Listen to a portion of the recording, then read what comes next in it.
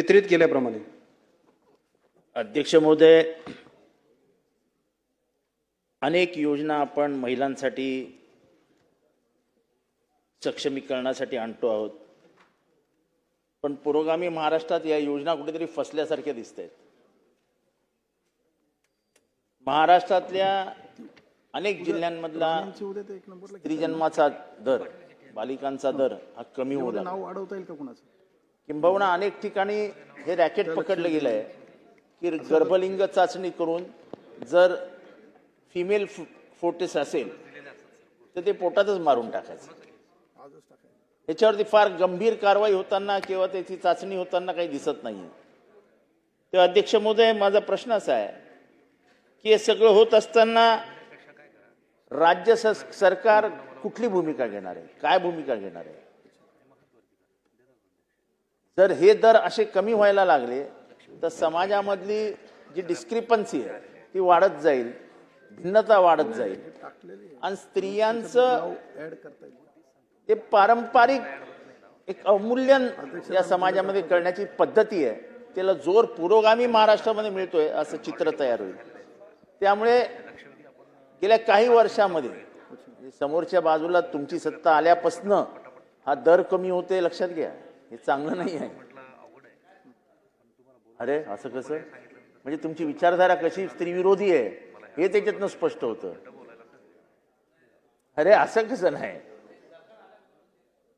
अहो याचा अर्थ जोर धरलाय की मला पोरगाच पाहिजे, मला माझ्या पणतीला दिवाच लागला पाहिजे, नाही तर पणतीच नको. हे चुकीचं आहे. त्याच्यामुळे सरकारची याबाबत स्पष्ट भूमिका काय याबाबत पुढचा प्रश्न न विचारता मी उपप्रश्न विचारतोय की मी गेले काही वर्ष मासिक पाळी चालू असताना स्त्रियांना रजा द्या ही मागणी करतोय. सुप्रीम कोर्टाने असे निर्देश दिले आहेत की मासिक पाळीचा विचार करून स्त्रियांना तो जो त्रास होतो, हार्मोनल चेंजेस होत असतात, मूड स्विंग्स होत असतात, त्याच्यासाठी त्यांचा विचार करून त्यांना काम जिथे करतात तिथे सवलती देऊन त्यांचा त्याबाबत गांभीर्याने विचार व्हावा असं सुप्रीम कोर्टाच्या 4 न्यायाधीशांच्या खंडपीठाने सांगितलंय. तर पुरोगामी महाराष्ट्रामध्ये आपण हे सगळे म्हणजे पहिलं महिलांचं आरक्षण आपण आणलं, स्त्रियांना राजकारणात आपण आणलं, अहिल्याबाई होळकरांचं नाव आपण घेतो, जिजामातेचं नाव आपण घेतो. आपल्याकडे जेवढा स्त्री सक्षमीकरणाचा इतिहास आहे तेवढा भारतभरात कुठे नाही. तर या मासिक पाळीबाबत आपण काही गांभीर्याने विचार करणार आहात का? स्त्रियांना मासिक पाळीत रजा द्यावी असा एक क्रांतिकारी निर्णय आपल्या सरकारमध्ये घेतल्यास स्त्रियांना बळ मिळेल आणि स्त्री होणं हे पाप नाही. मासिक पाळी हे स्त्रियांना तर ओझं वाटायला लागलंय आणि त्यामुळे घरच्यांनाही असं वाटलं पाहिजे की ही म्हणजे मला एकच मुलगी आहे, मला काही दिवा नाही आहे, आपल्याकडे पणतीच आहे, पण ती पणती पूर्ण महाराष्ट्रात प्रकाश देऊ शकते यावर माझा विश्वास आहे. आणि म्हणून हा जो दर कमी होणं आहे हा धोकादायक आहे. जगभरामध्ये याचे धोके ओळखले गेलेत, परिणाम ह्याचे गंभीर असतात. याबाबत सरकार गांभीर्याने विचार करणार आहे का? मंत्री महोदय.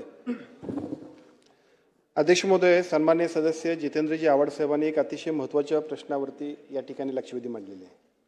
खरं तर त्यांच्या एकूण प्रश्नामध्ये एका बाजूला वास्तविकता आणि दुसऱ्या बाजूला नेमके उपाययोजना शासन काय करणार आहे याच्याबद्दल सुद्धा त्यांनी विचारले. खरं तर महाराष्ट्रामध्ये यापूर्वी सुद्धा PCPNDT ॲक्टमध्ये यापूर्वी महाराष्ट्रानं देशाच्या पूर्वी सुद्धा कायदा केला होता आणि ते आपल्या लक्षवेधीच्या प्रश्नामध्ये सुद्धा आपण मांडले. अलीकडच्या काळामध्ये विशेषतः या सगळ्या गोष्टींची गरज किंवा एकूण सगळ्या कार्यवाही अजून चांगल्या पद्धतीने करण्यासाठी सुद्धा राज्य शासनानं निर्णय घेतले. पहिल्या टप्प्यामध्ये या सगळ्या गोष्टींसाठी एकूण PCPNDT ॲक्टचं प्रभावीपणानं जर का आपण उपयोग केला तर हे एकूण जो काय स्त्री जन्मदर आहे या स्त्री जन्मदराची एकूण कामकाज गतीनं वाढवता येईल या उद्देशानं PCPNDT ॲक्टचा प्रभावी अंमलबजावणी करण्यासाठी राज्यस्तरीय अशा पद्धतीचं अभियान आपण घेतलं. विशेषतः डिकॉय केस जे आहेत, पूर्वी आम्ही त्याला 10,000 रुपये देत होतो. डिकॉय केससाठी आम्ही 1,00,000 रुपये दिले. राज्यस्तरीय कमिटीपासून अगदी जिल्हास्तरीय सगळ्या कमिटी आहेत, त्या सगळ्या कमिटीमध्ये एका बाजूला NGO, दुसऱ्या बाजूला सोशल ॲक्टिव्हिस्ट आणि त्याच्याबरोबर आपण सगळे लोकप्रतिनिधी या सगळ्यांच्या प्रतिनिधींचा समावेश करून त्या सगळ्या कमिट्या अस्तित्वात आणून जास्तीत जास्त प्रभावीपणाने या सगळ्या गोष्टी करायचा आम्ही प्रयत्न केला आहे. या सगळ्या गोष्टींच्या बरोबरीनं कारवाईसुद्धा करण्यामध्ये सरकारच्या वतीनं सातत्यानं या सगळ्याबद्दलचा फॉलोअप सुरू आहे. मी आपल्याला सांगेन की 2023-24 मध्ये 75 स्टिंग ऑपरेशन झाली होती, त्याच्यानंतर 24-25 मध्ये 94 स्टिंग ऑपरेशन झाली होती आणि आता टिल डेट जानेवारीपर्यंत आपण 90 स्टिंग ऑपरेशन केली आहेत. या सगळ्या ऑपरेशन्समध्ये जे लोक दोषी असतील त्यांच्यावरती कारवाई केली आणि त्याबरोबरीनं आतापर्यंत एकूण 627 न्यायालयीन प्रकरणं होती की ज्या प्रकरणांमधल्या साधारणतः 129 जणांना शिक्षा सुद्धा झालेली आहे. पण एवढ्यावरती प्रश्न सुटणार नाही, अजून सुद्धा अवेअरनेस व्हायला पाहिजे, वेगळ्या पद्धतीने या सगळ्या कामकाजाला गतिमानता आणली पाहिजे. त्या पद्धतीचे सरकारचे प्रयत्न सुरू आहेत. एका बाजूला शासनाचे सगळे कायदे अजून चांगल्या पद्धतीनं प्रभावीपणानं वापरणं आणि दुसऱ्या बाजूला सगळ्याच लोकप्रतिनिधींनी आणि सगळ्या समाजानं सुद्धा त्याच्यामध्ये पुढाकार घेणं अशा पद्धतीची मोहीम शासनाच्या वतीनं आम्ही करतोय. आता दुसरा मुद्दा आणखीन एक आपण सांगितला, खरं तर हा विषय थोडासा नवीन आहे किंवा या विषयाबद्दलची माहिती माझी कमी आहे, कारण मेनोपॉज म्हणजे मासिक पाळीचा विषय जो आहे, तर मी एवढंच सांगेन की 2-3 दिवसांपूर्वीच एक कार्यक्रम झाला की ज्या कार्यक्रमामध्ये विशेषतः आमच्या राज्यमंत्री मेघनाताई साकोरीकर यांनी बोर्डीकरांनी यामध्ये पुढाकार घेतला आणि त्याच्यानंतर आम्ही राज्यभरामध्ये मासिक पाळीच्या वेळेला जे काही स्त्रियांच्यासाठी योग्य मार्गदर्शन व्हायला पाहिजे, त्यांच्यासाठी सगळ्या काउन्सिलिंग व्हायला पाहिजे, त्यासाठी साधारणतः 600 ठिकाणी अशा पद्धतीचे सेंटर्स सुरू केलेत.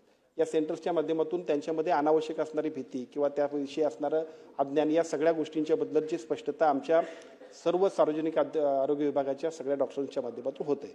आता आपण सांगितलेला मुद्दा आहे तो थोडासा विचार करावा लागेल. हा विषय नवीन आहे, परंतु याचा निश्चितपणे विचार करण्यासाठी आम्ही पुढे जाऊ.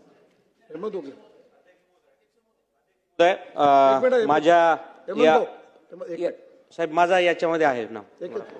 अध्यक्ष महोदय, मी आपल्या निदर्शनास आणून दिले की सर्वोच्च न्यायालयाच्या खंडपीठाने मासिक पाळीमध्ये रजा देण्यात यावी याबाबत सरकारने गांभीर्याने विचार करावा आणि त्याच्यासाठी एखादी समिती नेमावी असं स्पष्टपणाने पर्डीवाला नावाचे जज होते, त्यांनी सांगितलेलं आहे. मी आपल्याकडे तो पेपर पाठवतो. आता ह्याच्यातनं पॉझिटिव्ह काय, तर ज्यावेळेस मासिक पाळी असते त्यावेळेस तिच्यामध्ये होणारे हार्मोनल चेंजेस, तिच्यामध्ये होणारे शारीरिक बदल आणि त्याच्यातनं होणारे फिजिकल चेंजेस हे सगळे विचारात घेतल्यानंतर तिला मदत व्हावी म्हणून आपण हे करतो.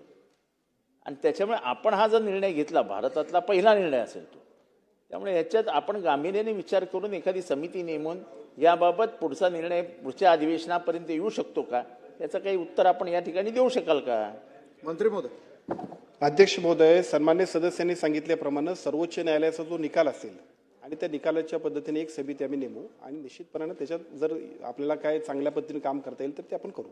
हेमंत भाऊ. अध्यक्ष महोदय, धन्यवाद मला संधी दिल्याबद्दल. माझ्या श्रीरामपूर मतदारसंघामध्ये 11 गावं अशी आहेत की ज्यांचा लिंग गुणोत्तरचा प्रमाण हे 800 पेक्षा कमी आहे. हे सगळ्यात भयानक आहे.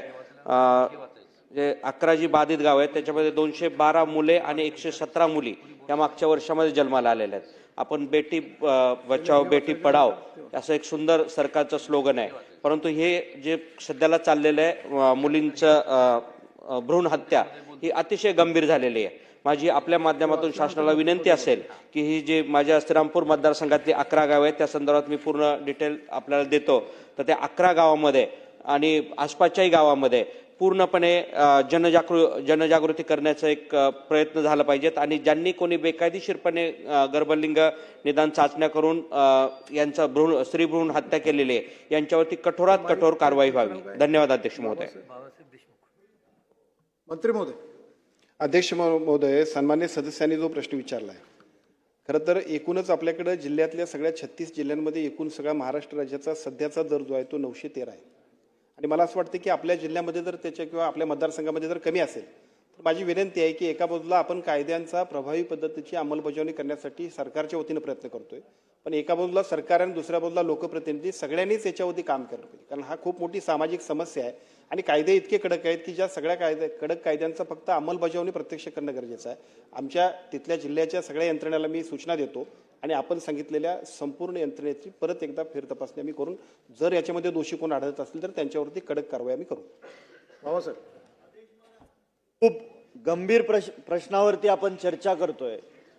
मंत्री महोदयांनी खूप चांगली उत्तरं दिली आणि शासनाचे सुद्धा खूप कडक नियम आहेत. पण महाराष्ट्रातल्या काही ग्रामीण भागामध्ये जेंडर डिटेक्शन टेस्ट ही पोर्टेबल मशीनच्या माध्यमातून चारचाकी कारमध्ये होते. ही अत्यंत गंभीर बाब आहे. आज काही ठिकाणी ग्रामीण भागात होते, काही ठिकाणी महाराष्ट्र कर्नाटकच्या बॉर्डरच्या ठिकाणच्या त्या खेड्यांमध्ये अशा पद्धतीची टेस्ट केली जाते आणि त्यानंतर स्त्रीभ्रूण हत्या केली जाते. याच्यावरती शासन काय निर्णय घेणार? आपण साहजिकच शासन याच्यावरती कठोर कारवाई करेलच. पण ह्या ज्या 4 व्हीलरमध्ये पोर्टेबल मशीनच्या माध्यमातून होणाऱ्या ज्या टेस्ट आहेत याच्यावरती आपण कशा पद्धतीने आळा घालणार? आणि दुसरा महत्वाचा प्रश्न असा आहे की आताच आव्हाड साहेबांनी जो उपस्थित केलाय की महिलांना मासिक पाळीमध्ये जो काही हायकोर्टाने घेतलेला निर्णय आहे त्यामध्ये आपण समिती नेमणार आहात. पण माझी विनंती आपल्या माध्यमातून शासनाला ही आहे की अधिवेशन हे 25 मार्च पर्यंत आहे. त्याच्या आतमध्ये मासिक पाळीमध्ये काम करणाऱ्या महिलांना शासनाने त्या कार्यकाळामध्ये सुट्टी देण्यात यावी. याच्या संदर्भात अधिवेशन संपण्या अगोदर आपण तो निर्णय घेणार का? मंत्री महोदय.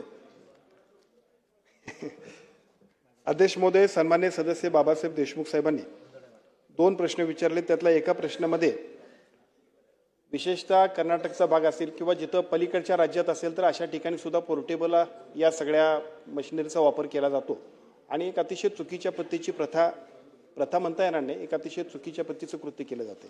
माझी विनंती आहे की अशा सगळ्या गोष्टींसाठी तिथले SP असेल, तिथले आमचे सिव्हिल सर्जन असतील, तिथली कमिटी असेल, त्या कमिटीच्या वतीनं प्रभावीपणानं या सगळ्या गोष्टींसाठी अंमलबजावणी करण्यासाठी आपण प्रयत्न करतोय. विशेषतः मुलगाच पाहिजे हा जो काय हट्ट आहे, या हट्टापोटी अजून सुद्धा ग्रामीण भागामध्ये या सगळ्या गोष्टींची खूपच पुनरावृत्ती होते असं दिसतंय आणि म्हणूनच आम्ही या कायद्याची प्रभावी अंमलबजावणी करण्यासाठी प्रयत्न करतोय. विशेषतः या सगळ्या प्रभावी अंमलबजावणी करत असताना जो बेल्ट असा असेल, मग आमच्याकडे सुद्धा तुमच्यासारखाच कर्नाटकशी संबंधित विषय आहे, तिथले SP आणि तिथल्या सिव्हिल सर्जनना सूचना देऊन सातत्यानं अशा सगळ्या गोष्टींसाठी एका बाजूला स्पष्ट पद्धतीनं तपासण्या करणं आणि जर अशा पद्धतीचं होत असेल तर त्याच्यावरती कारवाई करणं, यासाठी जे कायदे आहेत त्याचा प्रभावी अंमलबजावणी करण्यासाठी आमचा प्रयत्न चालला आहे. तो अजूनही प्रभावी करण्यासाठी शासन स्तरावरती आम्ही सूचना देऊ. आणि दुसरा विषय आपण सांगितला तो आदरणीय आव्हाड साहेबांनी आता सांगितलंय, मला असं वाटतं हा थोडासा लिगल पण विषय आहे, त्याला अधिवेशनाची मर्यादा नका घालू, परंतु सुप्रीम कोर्टाची जर जजमेंट असेल तर निश्चितपणे महाराष्ट्र हे पुरोगामी राज्य आहे, भविष्य काळामध्ये सुद्धा काही चांगले निर्णय घ्यायचे असतील तर त्याच्या दृष्टीने सुरुवात निश्चितपणे आपण करू. सन्मान्य मुद्दा. धन्यवाद अध्यक्ष महोदय. अध्यक्ष महोदय, ही लक्षवेधी खूप चांगली आहे. मी डॉक्टर जितेंद्र आव्हाडजींचं व हेमंत ओगळे साहेबांचं सुद्धा अभिनंदन करते की आपण लक्षवेधी मांडली. हा गंभीर विषय आहे. आपले मंत्री महोदयांनी चांगले म्हणजे उपक्रम लावले आहेत की ज्याच्याने फिमेल फिटिसाइड्स जे आपल्या बीड जिल्ह्यात होत असेल का महाराष्ट्रभरामध्ये सगळीकडे जिकडे होत आहे त्याच्यावरती एक कंट्रोल आला पाहिजे. त्याच्यासाठी नक्की शासन चांगलं काम करते. पण जसं मंत्री महोदयांनी सांगितलं की अंमलबजावणी ही कुठेतरी आपण कमी पडतोय. आपण शासनातून सुद्धा अंमलबजावणी करू शकतो, पण त्याच्या पलीकडे सुद्धा आय फील सोशल रिस्पॉन्सिबिलिटी कुठेतरी कमी पडते. आपण ग्रासरूट पासून जर अवेअरनेस कॅम्पेन शाळेपासून आणि यंग तरुण मुलांमध्ये सुद्धा घ्यायला सुरू केलं आहे, पण त्या पद्धतीने आपण जर त्याच्यावर भर दिला. आणि दुसरी एक गोष्ट आहे की विसिल ब्लोअर म्हणून, कारण काय होतं आपण सोशली जर रिस्पॉन्सिबिलिटी घेतली, उद्या मी सांगायला गेली, काही कोणतरी सांगायला गेलं की असं असं घडत आहे, असं असं झालंय, तर त्या व्यक्तीला जो त्रास होतो त्या व्यक्तीला जसं त्यांना कॉर्नर केलं जातं त्याच्यासाठी सुद्धा शासनाने जर काय उपक्रम आणले, रिवॉर्ड सिस्टीम असेल का असं काहीतरी आमिष दाखवलं तर त्या पद्धतीने मे बी अजून लोक जास्ती समोर समोर येतील. व अजून एक गोष्ट सुद्धा डिस्ट्रिक्ट वाईज आपण टार्गेट्स लावले. जर आपण बघितलं की कुठे कुठे वाढ आहे तर तिकडे जर एक्स नंबर असेल तर नक्कीच 10x गोष्टी घडत असतात जे आपल्यापर्यंत कळत नाही. तर त्याच्यासाठी सुद्धा जर आपल्याला काय निबंधन लावता आले तर खूप चांगलं होईल. आणि अजून एक गोष्ट अध्यक्ष महोदय, आता हे जे अंडर एज चाइल्डचं गर्ल चाइल्डचं मॅरेज होतं म्हणजे अंडर 18 ज्या मुलांचं लग्न लावून दिलं जातं हे प्रमाण आता सुद्धा खूप मोठ्या पद्धतीने माझ्या जिल्ह्यामध्ये तरी आहे. लग्नाचा सीझन असला की आम्ही खूप सारी ठिकाणी लग्नाला जातो. कधी कधी शॉक बसतो की तिकडे गेल्यावर सुद्धा असं आहे. मी लगेच कंप्लेन करते. कंप्लेन आहे, आमच्या कलेक्टरनी एक हेल्पलाईन लावली आहे. डिस्ट्रिक्ट वाईज त्याचा पाठपुरावा चालू आहे. तरी पण तिकडचे लोकही त्याच्यामध्ये ते अवेअरनेसमुळे तिकडे लोक घाबरतात, पुढे येत नाही. तर हीच एक विनंती होती अध्यक्ष महोदय, मंत्री महोदयांना की जे लोक सोशली समोर येत असतील, जे शासनाकडून तर चालूच आहे पण सोशलमध्ये जे लोक असतील ज्यांना पुढे येऊन याच्याबद्दल बोलायचं आहे, कंप्लेन करायचं आहे, त्याच्यासाठी शासन एक चांगल्या पद्धतीने प्रोटेक्शन प्रोग्राम नाही तर रिवॉर्ड सिस्टीम काय करता येईल का? मंत्री महोदय. अध्यक्ष महोदय, सन्मान्य सदस्य नमिताताई मुंदडांनी या ठिकाणी जे 2 मुद्दे मांडलेत, शासन स्तरावरती याबद्दलचे जे कायदे आहेत त्या कायद्यांची प्रभावी अंमलबजावणी करण्यासाठी एका बाजूला राज्य शासनाच्या सर्व यंत्रणेनं आणि त्याच्याबरोबरनं सर्व लोकप्रतिनिधी प्रभावीपणानं काम करणं गरजेचं आहे. आपण जे सांगितलेले दोन्ही मुद्दे आहेत ते दोन्ही मुद्दे महत्त्वाचे आहेत, परंतु त्याबरोबर कायदेसुद्धा त्याच्यासाठी चांगले केले आहेत. विशेषतः डिकॉय केससाठी असेल, इतर सगळ्या गोष्टींसाठी असेल, आपण ज्या काही एकूण सगळ्या कार्यक्रम घेतलेत, खबरीसाठी आपण बक्षीस योजना सुद्धा 1 लाख रुपयाची केलेली आहे. या खबरीसाठी उद्देश इतकाच आहे की अशा पद्धतीचं चुकीचं कृत्य होत असेल तर त्याचं नाव गोपनीय ठेवण्यात येईल आणि त्या गोपनीय ठेवलेल्या नावानंतर त्याला सुद्धा 1 लाख रुपयाचं बक्षीस आम्ही देणार आहोत. त्यामुळे माझी विनंती आहे की या सगळ्या गोष्टींसाठी समाजातल्या सगळ्या लोकांनी पुढे येणं गरजेचं आहे. भविष्य काळामध्ये खूप मोठा चिंतेचा विषय होईल अशा पद्धतीची ही लक्षवेधी आहे. त्यामुळे मला वाटतं की याच्यासाठी सगळ्याच लोकांनी पुढाकार घेतला तर निश्चितपणाने त्याचा उपयोग होईल. राऊत साहेब. मी धन्यवाद देऊ इच्छेन आव्हाड साहेबांना की त्यांनी या एका महत्त्वाच्या प्रश्नाकडे सभागृहाचं लक्ष वेधलं आहे. माननीय मंत्री महोदयांनी तेवढ्याच ताकदीने या ठिकाणी उत्तरही दिलं. परंतु अध्यक्ष महोदय, मी माननीय मंत्री महोदयांचे उत्तर या ठिकाणी बघत असताना मला असं लक्षात आलं की या ठिकाणी केवळ सरकारी योजनांची आकडेवारी देऊन सर्व काही सुरळीत आहे असं चित्र रंगवण्याचा प्रयत्न झालेला आहे. परंतु 54,000 मुलीची गर्भातच हत्या होणे आणि बेकायदेशीर गर्भलिंग निदान केंद्र सुरू असणे या गंभीर आरोपांना या ठिकाणी बगल दिलेली आहे. माझे यासंबंधी काही प्रश्न आहेत अध्यक्ष महोदय की मंत्र्यांनी त्यांच्या उत्तरात नियमावलीची लांबलचक यादी वाचून दाखवली. पण माझा थेट प्रश्न असा आहे की जर कायदे इतके कडक आहेत तर मग शहरी आणि निमशहरी भागात प्रशासकीय व्यवस्थेच्या आशीर्वादानं बेकायदेशीर गर्भलिंग निदान केंद्रे आजही सर्रास कशी सुरू आहेत? गेल्या 2 वर्षात किती केंद्रांवर धाडी टाकण्यात आल्यात आणि किती अधिकाऱ्यांवर कर्तव्यात कसूर म्हणून निलंबनाची कारवाई करण्यात आली की प्रशासकानं फक्त कागदी घोडे या ठिकाणी पुढे सरकावले आहेत? दुसरा प्रश्न असा अध्यक्ष महोदय की लक्षवेधीमध्ये स्पष्ट नमूद आहे की राज्यात 54,000पेक्षा जास्त मुलींची गर्भातच हत्या केली जात आहे. हा आकडा खरं पाहिलं तर थरकाप उडवणारा आकडा आहे. म्हणून मंत्री महोदय यावर स्टिंग ऑपरेशनचं उत्तर देत आहेत. मला सांगा, इतक्या मोठ्या प्रमाणावर होणाऱ्या स्त्री भ्रूण हत्येची गांभीर्याने दखल घेऊन सरकार या संबंधी विशेष तपास पथक नेमून उच्चस्तरीय चौकशी करण्याचे धाडस दाखवणार आहे का? तिसरा प्रश्न माझा असा आहे अध्यक्ष महोदय की 5,000 आणि 6,000 रुपयाच्या लाभाची आकडेवारी या ठिकाणी सांगत आहेत. पण अध्यक्ष महोदय, प्रश्न पैशाचा नाही, प्रश्न मानसिकतेचा आणि कायद्याच्या दहशतीचा आहे. NFHSच्या अहवालानुसार 24 जिल्ह्यात लेख नकोशी असल्याचे वास्तव्य समोर आले आहे. मग तुमच्या योजनांचा प्रभाव जमिनीवर का दिसत नाही अध्यक्ष महोदय? प्रति 1,000 मुलांमागे 894 किंवा 992 मुली हे प्रमाण प्रगत महाराष्ट्रासाठी भूषणावं आहे का? हे प्रमाण 1,000च्या पुढे नेण्यासाठी सरकारनं काही टाइम बाउंड प्लान या ठिकाणी आखला आहे का अध्यक्ष महोदय? माझा चौथा प्रश्न आहे की दर 3 महिन्याला तपासणी होते असं या ठिकाणी सांगण्यात आलं. तर मग खाजगी सोनोग्राफी केंद्रातून लिंग निदानाचे रॅकेट कसे चालते? गेल्या वर्षभरात किती डिकॉय बनावट ग्राहक केसेस यशस्वी झाल्या आणि त्यातील किती डॉक्टरांना प्रत्यक्ष शिक्षा झाली? नोंदणी रद्द करण्यापलीकडे जाऊन त्यांना कायमस्वरूपी तुरुंगवास धाडण्यासाठी सरकार काही कायदेशीर कारवाई करेल का?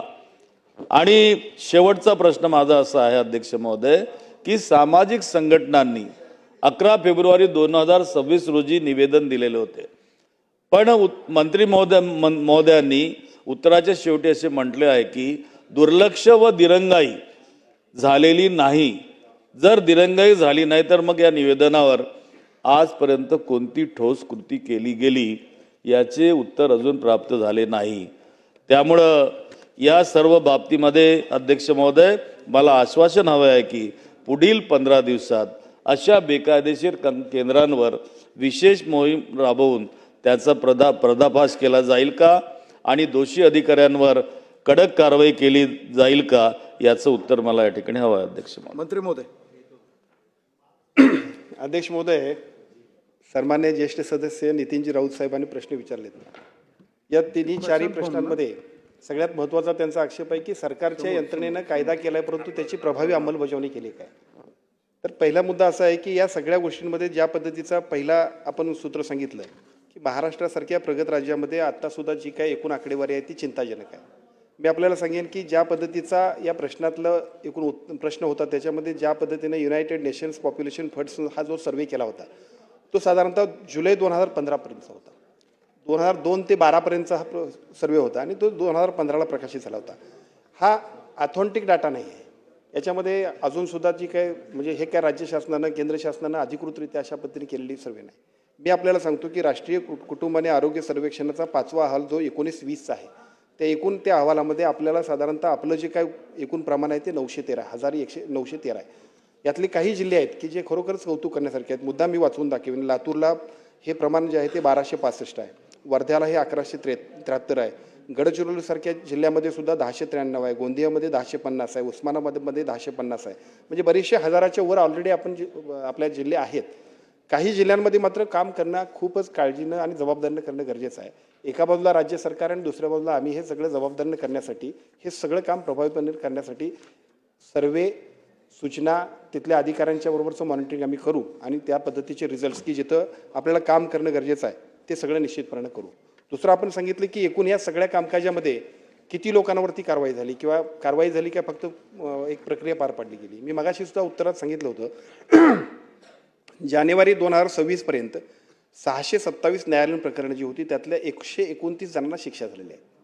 या 129 जणांना शिक्षा झाल्यानंतर सुद्धा आपण ज्यांनी याच्यामध्ये चुका केलेल्या असतील अशा सगळ्या डॉक्टरांची सनद रद्द करण्यासंदर्भात सुद्धा मेडिकल काउन्सिलला सूचना दिलेत आणि त्याप्रमाणे साधारणतः यातले 193 प्रस्ताव मेडिकल काउन्सिलकडे पाठवले. यातले बरेचसे हिअरिंग होऊन त्याला सनदसुद्धा रद्द झालेले आहे. थोडक्यात ह्या प्रश्नामध्ये जेवढं सरकारनं गांभीर्यानं लक्ष द्यायला पाहिजे भविष्य काळात त्या गोष्टी सुद्धा करणं गरजेचं आहे. कारण यातल्या काही प्रोव्हिजन्स अजून कडक करणं अपेक्षित आहे. त्यामुळे निश्चितपणानं हा एक सामाजिक प्रश्न असल्यामुळे याच्यासाठीचा ज्या पद्धतीनं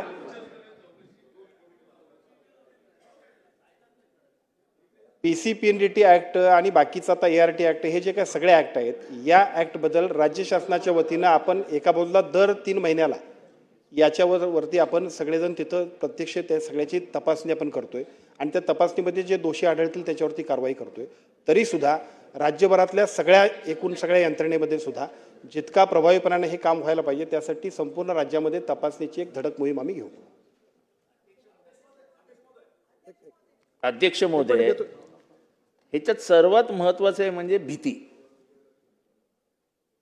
करणाऱ्याला भीती नाही, करून घेणाऱ्याला भीती नाही, मदत करणाऱ्याला भीती नाही, दलालाला भीती नाही.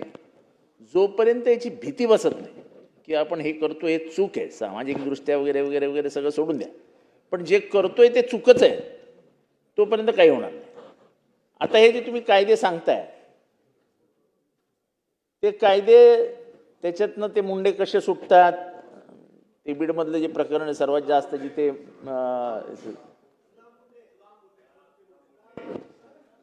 ते कसे सुटतात, त्यांना कशी मदत होते, हे सगळं आपल्या समोर आहे. ते परत हॉस्पिटलमध्ये सुद्धा जातात.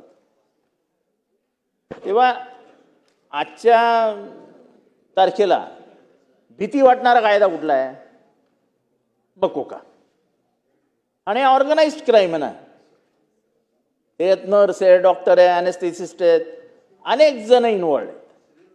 मग या सगळ्यांना आपण मकोका खाली घेणार असं जाहीर करून टाका ना.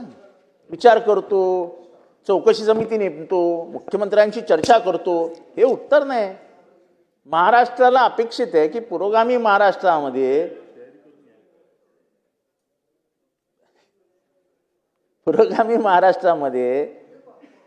स्त्रीभ्रूण हत्या हे पातक आहे, हे पाप आहे.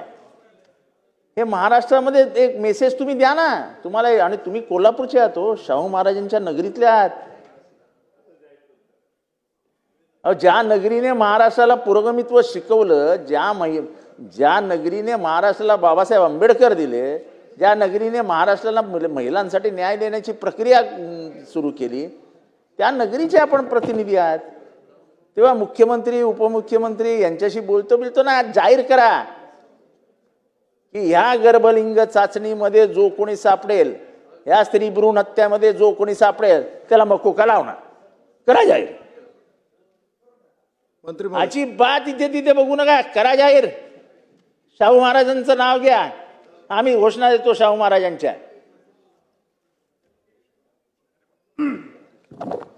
अध्यक्ष महोदय, सन्मान्य सदस्य जितेंद्रजी आव्हाड साहेबांनी जी सूचना केली त्या सूचनेमधला मतितार्थ मात्र निश्चितपणे बरोबर आहे. कारण या कायद्यामध्ये थोडीशी जी काही लवचिकता आहे त्याचा तोटा असा होतो की सराईत गुन्हेगारासारखे अनेक लोक परत परत ती कृत्य करायला जातात. त्यामुळे या कायद्याची कडक अंमलबजावणी करण्याबरोबर कायद्यामधली जी काही सेक्शन्स आहेत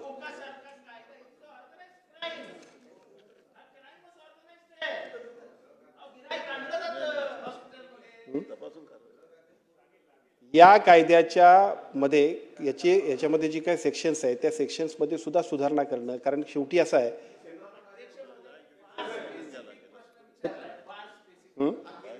हो त्याच्याकडे मंत्री महोदय बोलतो. एक मिनिट त्यांना बोलू द्या. PCPNDT ॲक्टमध्ये ज्या काही प्रोव्हिजन्स आहेत त्या प्रोव्हिजन्समध्ये एका बाजूला आपण आणि दुसऱ्या बाजूला केंद्र शासन, हा कायदा केंद्र शासनाच्या सुद्धा अंतर्गत होतोय. त्यामुळे याच्यामध्ये काही दुरुस्ती करणं आवश्यक असेल तर केंद्र शासनाकडे सुद्धा प्रस्ताव पाठवावा लागेल. मला असं वाटतं की त्याच्याबद्दलची लॉ अँड ज्युडिशियलचं ओपिनियन घेऊन आपण तशा पद्धतीचा प्रस्ताव आपण पाठवू. प्रशांत भाऊ महोदय, म्हणजे अत्यंत गंभीर अत्यंत गंभीर हा प्रश्न अध्यक्ष महोदय आहे. आणि खरं म्हणजे मंत्री महोदयाचं खरं म्हणजे स्वभाव एकदम कोमल आहे, तरी पण कठोर ते उत्तर देत आहेत, त्यांचे धन्यवाद. परंतु दोन बाबी अध्यक्ष महोदय, मंत्री महोदयांकडून अपेक्षित अशा आहेत. केंद्राला खरोखर त्वरित मकोका एक जो सांगितला सन्मान्य सदस्य महोदयांनी तो, आणि जे गर्भपात हे साबित होतात, जे दोषी आढळतात त्यांच्यावर मर्डरची केस पण लावायला काही हरकत नाही. 302ची ही सुद्धा होऊ शकते, कारण की ते जीवच आहे शेवटी. हे दोनही कायदे आपण केंद्रांना कळवून आपण ती तरतूद एकतर असावी, ती आहे का? सदोष मनुष्यवधाचा आहे, परंतु मर्डर, कारण की तो जीव आहे शेवटी. एका महिन्याच्या काही कार्यकाळानंतर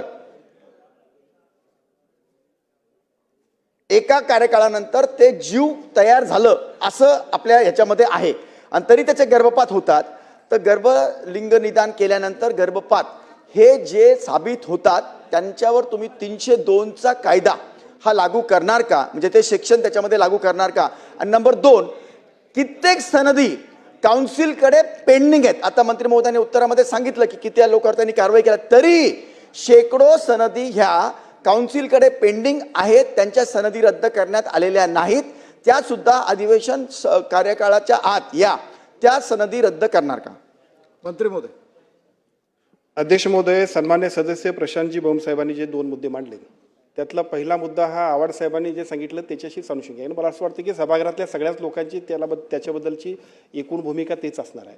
फक्त प्रश्न काय की कायदेशीर प्रक्रिया जी आहे त्या प्रक्रियेमध्ये एका बाजूला लॉ अँड ज्युडिशियलचा विषय असेल आणि त्या पद्धतीनं त्याला कशा पद्धतीने कडक करता येईल, कारण हे गरजेचंच आहे. फक्त त्याच्याबद्दलची निर्णय आपण घेता येईल. आणि दुसरं आपण सांगितलं की या सगळ्या ज्या सनदी आहेत त्या सनदीबद्दल मात्र निश्चितपणानं अधिवेशन संपण्यापूर्वी अशा पद्धतीच्या पेंडिंगच्या काही विषय असतील त्याला तात्काळ आपण त्या संधीला बदलू. श्रीमती गायकवाड ताई. एकच मिनिट बोलतेस. महिलांवर जेव्हा डोमेस्टिक व्हायलन्स होतो किंवा अन्याय होतो त्यासाठी काही आपण हेल्पलाईन घेतो. हेल्पलाईन असेल 24/7 तशी ह्यासाठी आपण काय हेल्पलाईन करणार का, तयार करणार का?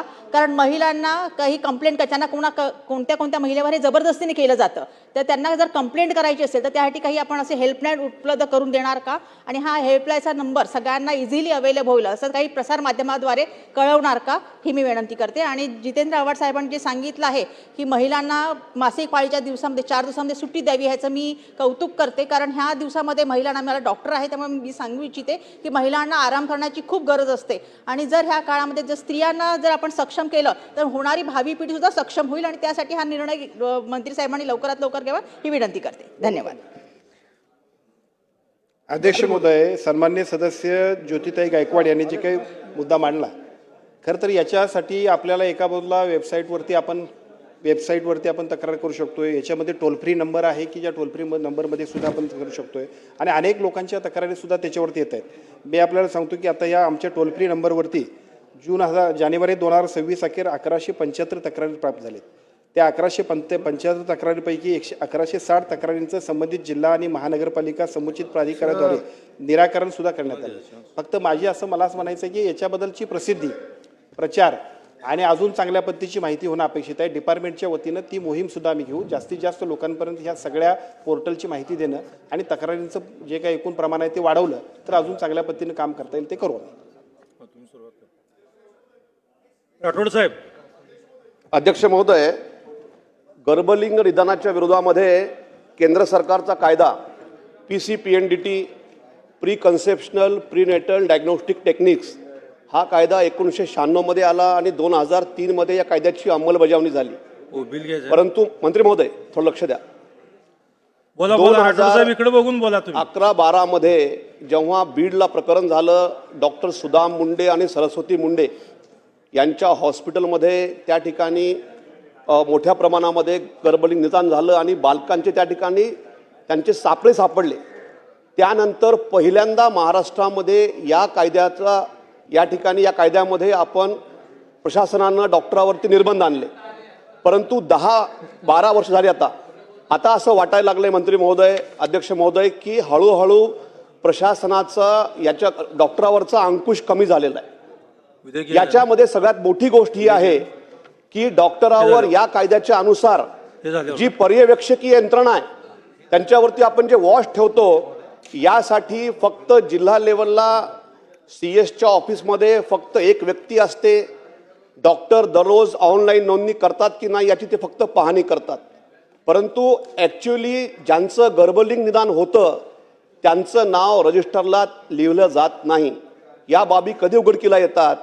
जेव्हा गर्भलिंग निदान होतं आणि त्यानंतर जेव्हा अबॉर्शनमध्ये एखादी इमर्जन्सी होते आणि त्यामध्ये महिला दगावते, त्यावेळेस मग हे प्रकरण उघडकीला येतं. अन्यथा अनेक प्रकरणं अशी असतात की ज्यामध्ये ॲबॉर्शन झालेलं असतं आणि त्याच्यामध्ये महिलेला काही दुखापत होत नाही, अशा वेळेस हे प्रकरणं उघडकीला येत नाही.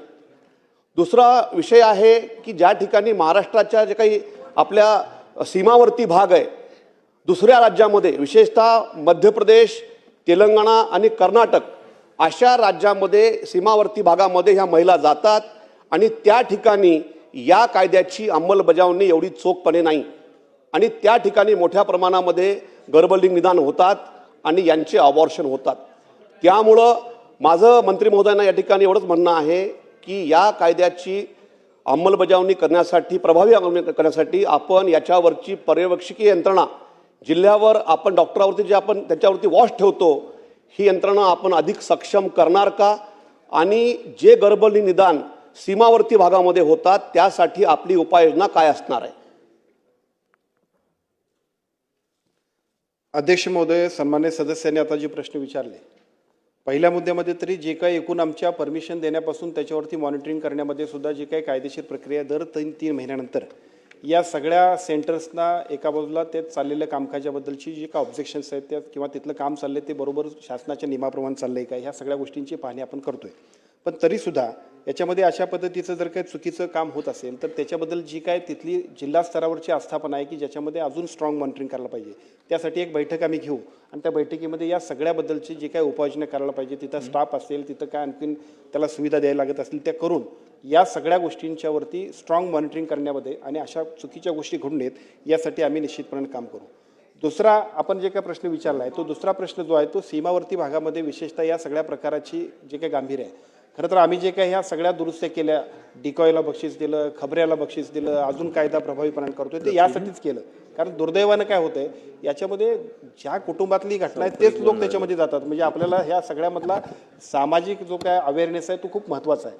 आपण या प्रक्रियेमध्ये एका बाजूला शासन कायदा करत असेल तरी त्याच्याबरोबर सगळ्या समाजाची सुद्धा सहकार्य मिळणं अपेक्षित आहे. त्याच गोष्टी अजून वाढवणं गरजेचं आहे आणि मला असं वाटतं की ते वाढवण्यासाठी सुद्धा तिथले जिल्हाधिकारी, तिथले सिव्हिल सर्जन, जिल्हा पोलीस प्रमुख आणि तिथल्या ज्या कमिटीज आहेत आम्ही त्याच्यामध्ये सगळ्या NGO आणि सगळ्या सोशल ॲक्टिव्हिस्टना सुद्धा घेतोय. त्याचं कारणच इतकं आहे की अशा सगळ्या लोकांनी सुद्धा त्याच्यामध्ये पुढाकार घेणं गरजेचं आहे. त्याची व्याप्ती सुद्धा आम्ही वाढवू. बराच वेळ झाला लक्षवेधी आहे. फक्त प्रश्न विचारा सावकर साहेब. अध्यक्ष महोदय, हा अतिशय गंभीर आणि अनेक वर्षे महाराष्ट्रात चर्चेला जाणारा प्रश्न आहे. मला आरोग्यमंत्र्यांना ह्या निमित्ताने एक विनंती करायची आहे की तंत्रज्ञान अतिशय आता प्रगत झालेलं आहे. हे गर्भलिंग जे निदान केलं जातं ते सोनोग्राफी मशीनच्या माध्यमातून केलं जातं आणि तुमच्या प्रत्येक रेडिओलॉजिस्टला 3 सोनोग्राफी मशीन वापरायची परवानगी तुम्ही दिलेली आहे, त्याची नोंद आपल्याकडे आहे. तर या सगळ्या सोनोग्राफी मशीन्स ह्या एकत्र डाटा सेंटरच्या माध्यमातून आपण जर जोडू शकला आणि त्याच्यावर तपासणी झालेल्या प्रत्येक महिलेचं रेकॉर्ड आणि त्याचं ऑडिट, त्यामध्ये किती महिला गर्भवती आढळल्या होत्या आणि ज्यानंतर ज्यांचं बाळंतपण झालं नाही किंवा ज्या प्रसूत झाल्या नाहीत आणि त्यांच्या बाबतीत नेमकं काय घडलं, म्हणजे उलट तपास करणारी एक यंत्रणा. कारण अनेक वर्षे ह्याच्यात मार्ग निघत नाही. तुम्ही खबऱ्या नेमा, अमकं नेमा ह्याच्यापेक्षा सुद्धा तंत्रज्ञानाचा वापर करून ह्याच्यावर कठोर उपाययोजना करण्याचा आपण प्रयत्न करू शकाल का? मंत्री महोदय. अध्यक्ष महोदय, सन्माननीय सदस्य विनय कोरे साहेबांनी सांगितलेली सूचना स्वागतार्ह आहे. ज्या सुधारणा करण्यासाठी यापूर्वी सुद्धा सभागृहात आम्ही सांगितलं त्यामध्ये याही सूचनांचा विचार करून आम्ही एक चांगल्या पद्धतीची टेक्नॉलॉजी आपण आणू. चला बिल घ्या, बिलावर घ्या. शासकीय विधेयके पूर्वस्थापनार्थ सन 2026 चे विधानसभा विधेयक क्रमांक 3